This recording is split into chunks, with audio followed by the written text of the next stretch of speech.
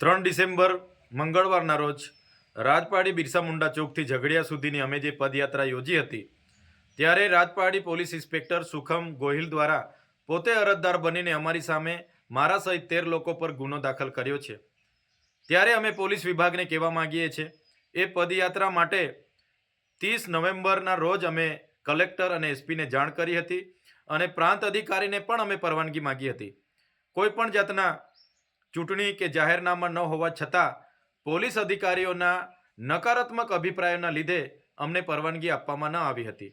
ત્યારે આ પદયાત્રા અમે ઝઘડિયાના વિસ્તારમાં ગેરકાયદેસર ચાલતી રેતીની લીઝો, સિલિકા પ્લાન્ટ, કોરી કરસોરો અને ભૂમાફિયાઓ વિરોધમાં અમારી હતી।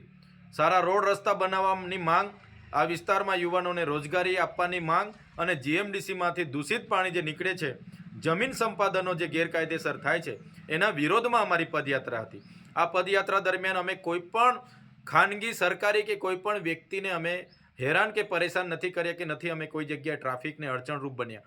છતાંય પીઆઈ ગોહિલ દ્વારા જે અમારા પર ખોટી એફઆઈઆર કરવામાં આવી છે ત્યારે એ પીઆઈ ગોહિલ અને એમના એસપીને હું કહેવા માંગુ છું, તમારા પોલીસ અધિકારીઓ હપ્તા ઉઘરાવતા હોય એવા 35 વિડીયો મારી પાસે છે, એ હાલના તબક્કે જ હું તમને આપું છું। તમે એ લોકો પર કાર્યવાહી કરો અને તમે જે અમારા પર ખોટી એફઆઈઆર કરીને અમારો અવાજ દબાવવાની વાત કરી છે, આ અવાજ સંવિધાનનો અવાજ છે, આદિવાસીનો અવાજ છે, આ અવાજ ભરૂચની જનતાનો અવાજ છે। એ તમારા જેવા અધિકારીઓથી દબાવવાનો નથી। તમારી જેલો મોટી કરી દેજો। અમે ટૂંક સમયમાં તમારી જેલ ભરો આંદોલન કરવા માટે આવી રહ્યા છે।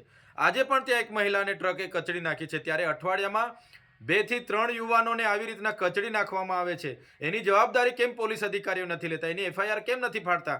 ત્યારે અમે ભરૂચની જનતા સાથે છે। કોઈ પણ આવા ભૂમાફિયા હશે, ઓવરલોડ ટ્રકના માલિકો હશે કે જે પણ લોકો પોલીસ અધિકારીઓ હશે, અમે કોઈથી ડરવાવાળા નથી। આવનારા દિવસોમાં તમારી જેલો ભરવા માટે અમે આવી રહ્યા છે।